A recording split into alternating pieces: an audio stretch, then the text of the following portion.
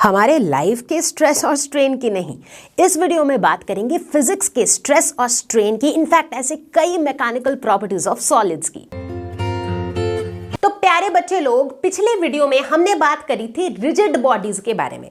तो rigid body क्या होता था? रिजिड बोले तो कठोर, यानी कि ऐसे बॉडीज जहां पर हम ये एज्यूम करते हुए चलते हैं कि उनमें डिफॉर्मेशन नहीं होता है। ठीक है, यानी कि अगर हम उनमें फोर्स अप्लाई भी करते हैं तो उनमें कोई डिफॉर्मेशन नहीं होता है, वो बिल्कुल अपनी जगह पे अड़े रहते हैं। ठीक है, वो रिजिड बॉडीज होते हैं डेफिनेशन के हिसाब से। लेकिन सच क्या है, रियलिटी क्या है, जीवन का सत्य क्या है? सत्य यह है कि no real body is rigid. कोई भी रियल बॉडी रिजिड होती नहीं है एक्चुअली में। अगर मैं इस बलून की बात करूं और इसके अंदर जब मैं फोर्स लगाती हूं तो मुझे साफ साफ इसका डिफॉर्मेशन दिख रहा होता है। इसके शेप में जो चेंज आ रही है, इसमें जो डिफॉर्मेशन हो रहा है, that is very clearly visible. अब वहीं अगर मैं इस सेल फोन की बात करूं तो इसके अंदर भी अगर मैं दोनों तरफ से फोर्स लगाऊं, डिफॉर्मेशन एज सच दिख नहीं रहा है। तो इसका क्या ये मतलब है कि ये रिजिड बॉडी है, इसमें डिफॉर्मेशन नहीं हो रही है? No, not really. यही अगर मैं यहां पर एक हथौड़ा लेके आके इसे ठोक दूं तो क्या होगा? तो मुझे डिफॉर्मेशन साफ साफ दिखने लगेगा, हालांकि मैं ऐसा कुछ भी नहीं करूंगी। सो इन जनरल हम ये कह सकते हैं कि सॉलिड्स जो होते हैं उनका एक फिक्स्ड शेप, एक फिक्स्ड साइज होता है। और अगर हमें सॉलिड्स में डिफॉर्मेशन लाना है तो हमें क्या करना होता है? हमें फोर्स अप्लाई करना होता है। एट द सेम टाइम जो डिफरेंट सॉलिड्स हैं, जो अलग अलग सॉलिड्स हैं, इनके अलग अलग प्रॉपर्टीज हैं, इसीलिए ये अलग अलग तरीके से बिहेव करते हैं। जैसा कि हमने अभी अभी देखा, एक बलून और एक सेल फोन, दोनों ही सॉलिड्स हैं, बट दोनों के बिहेवियर में फर्क था। क्यों? क्योंकि दोनों की प्रॉपर्टीज में फर्क है। तो चलो बच्चों, शुरू करते हैं दो बहुत ही बेसिक प्रॉपर्टीज ऑफ सॉलिड से, and they are elasticity and plasticity. तो इलास्टिसिटी क्या होता है? इलास्टिसिटी एक ऐसी प्रॉपर्टी होती है जिससे कोई भी सब्सटेंस जो है ना, वो अपनी ओरिजिनल शेप को वापस पाना चाहता है, वो वापस अपने ओरिजिनल शेप पर आ जाता है जैसे ही एक्सटर्नल फोर्स रिमूव कर दिया जाए। समझ आया? नहीं आया? एग्जाम्पल, अगर हम इस बलून की ही बात करें, ठीक है, इस बलून पे मैंने फोर्स लगाया, ठीक है। अब ये जो अप्लाइड फोर्स है, इसे हम क्या कहते हैं? इसे हम डिफॉर्मिंग फोर्स भी कहते हैं। क्यों? क्योंकि इस फोर्स का मकसद ही ये होता है कि इस ऑब्जेक्ट में कुछ डिफॉर्मेशन आ जाए, ठीक है। लेकिन अब इस बैलून को गौर करो, जब तक मैंने फोर्स लगा रखा है तब तक तो ये डिफॉर्म्ड है, इसके शेप में चेंज है। जैसे ही मैंने फोर्स हटा दिया, ये वापस अपने ओरिजिनल शेप में वापस आ गया। करेक्ट? इसी प्रॉपर्टी को हम कहते हैं इलास्टिसिटी, जिसमें जो सब्सटेंस है ये अपनी ओरिजिनल शेप को वापस गेन कर लेता है जैसे ही हम अप्लाइड फोर्स रिमूव करते हैं। इनफैक्ट इलास्टिसिटी को डिफाइन करने का एक और तरीका होता है कि ये जो है रेजिस्टेंस है टू डिफॉर्मिंग फोर्स। मतलब जो डिफॉर्मिंग फोर्स है ना, जो उसमें डिफॉर्मेशन लाना चाहता है, इस तरह के सब्सटेंसेस जो है ना, वो उस डिफॉर्मेशन को अपोज करते हैं। वो कहते हैं नहीं, हमें अपना शेप चेंज नहीं करना है। So something like that. मतलब ये बैलून जो है ना, ये कहता है कि चलो ठीक है, अभी तो तुमने मुझे ऐसे कर रखा है तो मेरा शेप चेंज हो गया है, बट मुझे शेप चेंज करना नहीं है। इसीलिए जैसे ही मैं हटा देती हूँ ये फोर्स, तो ये वापस अपने ओरिजिनल पोजिशन में आ जाता है। लेकिन वहीं अगर हम बात करें प्लास्टिसिटी की, तो उसमें हम देखते हैं कि जो सब्सटेंसेस होते हैं उन्हें अपने ओरिजिनल शेप को रीगेन करने की कोई हड़बड़ी नहीं होती है, कोई टेंडेंसी नहीं होती है। एग्जाम्पल, आटा, रोटी, चपाती, पराठा तो खाते ही होंगे आप लोग, और उसके लिए आटा भी लगाते हुए देखा ही होगा घर पे, है ना। तो अगर आप देखो इस आटे पे, मतलब गूंदा हुआ आटा है ये, इस पे अगर मैं यूं फोर्स लगाऊं दोनों साइड से, बहुत गौर करना, देखो क्या हो रहा है, इसकी जो शेप है ना ये चेंज हो गई। अब मैंने फोर्स हटा दिया है, बट स्टिल इसकी जो शेप है ये वैसी की वैसी ही है। ये वापस अपनी ओरिजिनल शेप रिगेन नहीं कर रहा है, और इस तरह के प्रॉपर्टी को हम कहते हैं प्लास्टिसिटी। तो जो भी सब्सटेंसेस इलास्टिसिटी शो करते हैं उन्हें हम इलास्टिक सब्सटेंसेस कहते हैं, और जो सब्सटेंसेस प्लास्टिसिटी शो करते हैं उन्हें हम कहते हैं plastic substances. Mechanical properties of solids जो है ये हमारे लिए बहुत ही ज़्यादा सिग्निफिकेंट है, तभी तो हम इसे पढ़ रहे हैं, है ना।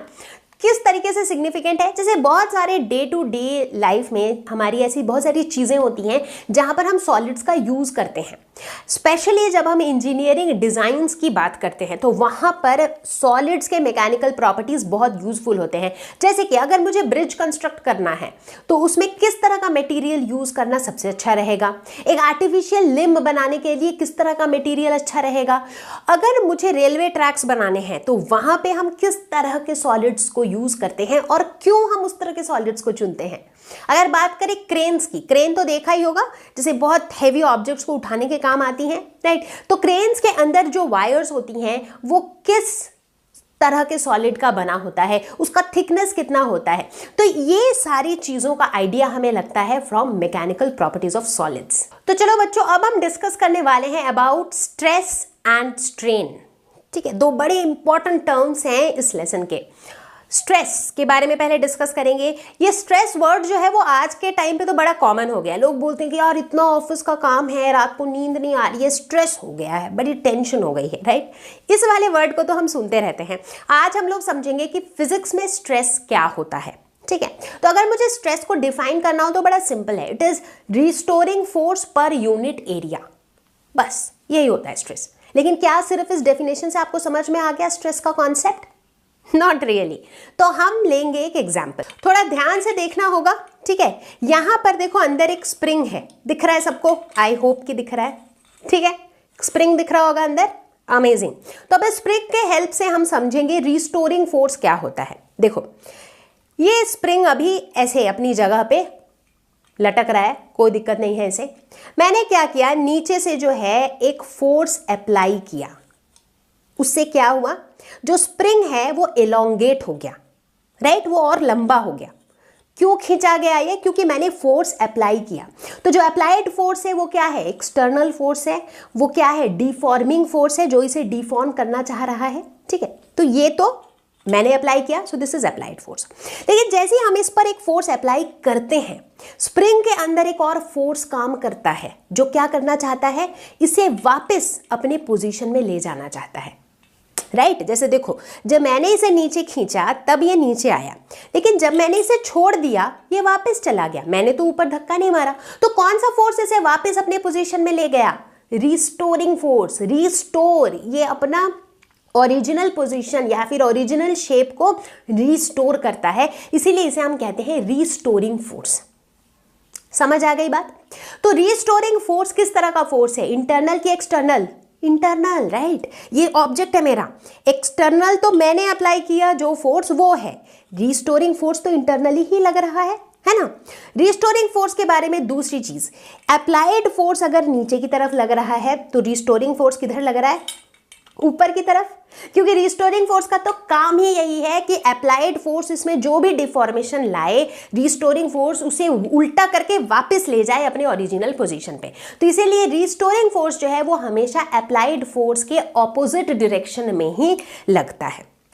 ठीक है, तो ये restoring force per unit area, उसे हम कहते हैं स्ट्रेस।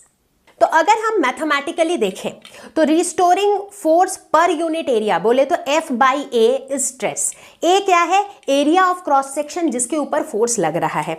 जैसे इसके केस में मान लो मैं अगर फोर्स ऐसे अप्लाई कर रही हूं, ठीक है, तो एरिया, कौन से एरिया पे फोर्स लग रहा है? ये वाला एरिया ऑफ क्रॉस सेक्शन पे, सो वो हो जाएगा मेरा ए। अगर एग्जाम्पल लेते हैं इस बलून का, ठीक है, बलून पे मान लो हमने इस तरीके से फोर्स लगाया, ये कौन सा फोर्स है? अप्लाइड फोर्स है। बट इस बलून के अंदर एक फोर्स एक्ट कर रहा है, ठीक, अप्लाइड फोर्स के ऑपोजिट डायरेक्शन में, जो इसे वापस अपने शेप में लेके आ रहा है। So that is restoring force and restoring force per unit area is stress. तो अगर हम बात करें स्ट्रेस के यूनिट के बारे में, तो क्या लगता है यूनिट क्या होना चाहिए? यार मैथमेटिकली देखा जाए तो ये फोर्स पर यूनिट एरिया ही तो है, तो यानी कि इसका ऐसा यूनिट होना चाहिए न्यूटन पर मीटर स्क्वायर, या फिर कह सकते हैं पास्कल, राइट। अब ये न्यूटन पर मीटर स्क्वायर देखते ही क्या हमें कोई और बड़ी ही फेमस क्वांटिटी की याद आ